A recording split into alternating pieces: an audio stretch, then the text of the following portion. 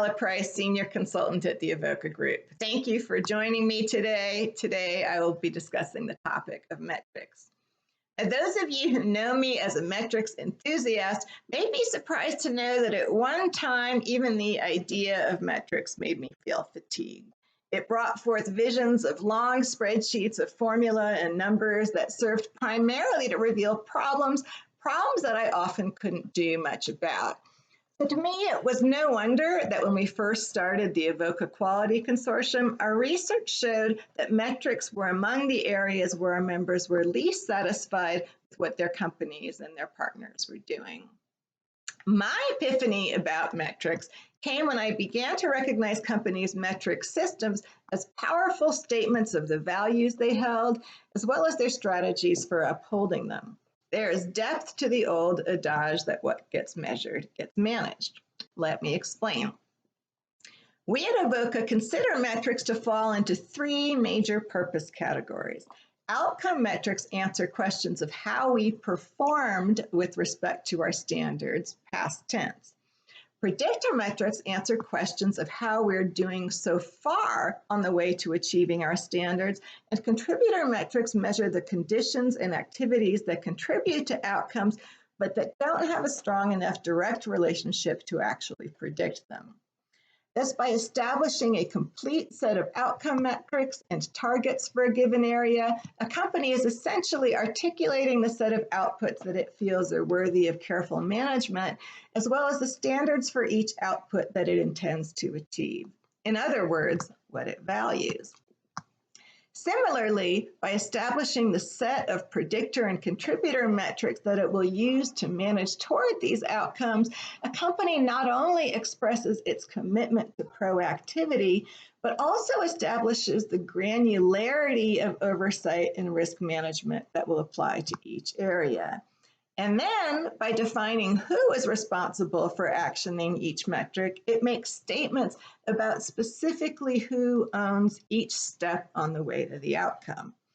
For example, by allocating ownership of specific metrics to a provider versus the sponsor, a company makes concrete statements about allocation of responsibility, as well as about the granularity of expected sponsor oversight.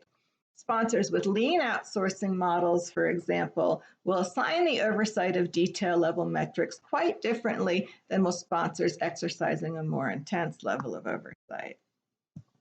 Now, the power of metrics is part of what makes coming up with the system of metrics and metric-related processes so difficult. The idea of generating a complete but also a manageable list of everything that's valued, and then defining the means by which each will be accurately and meaningfully measured, and then defining what activities lead to outcome and how you can measure those accurately is daunting.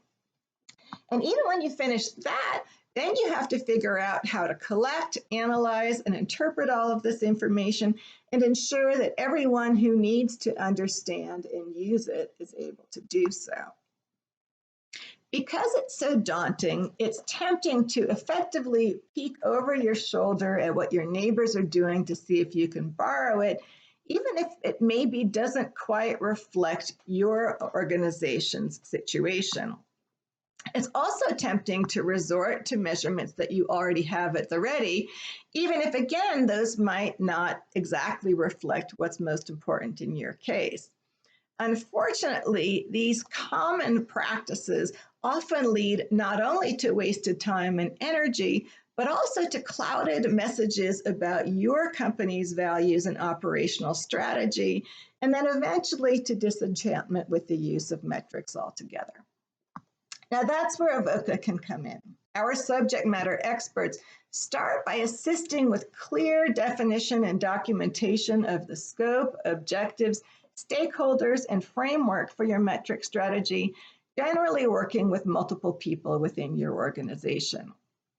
Now, getting to this point often requires that staff be trained in leading practices in metric use. We also provide that service.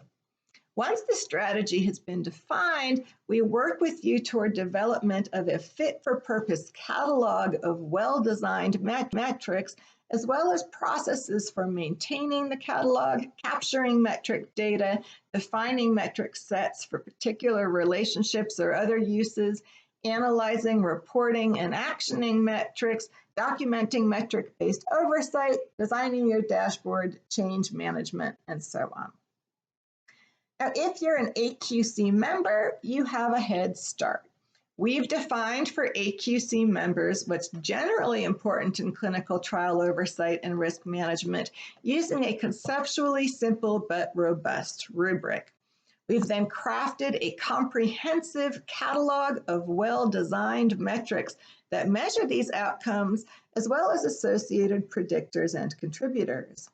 Further, within the AQC library, we also provide tools, templates, and training materials to support the deployment of metrics within your organization.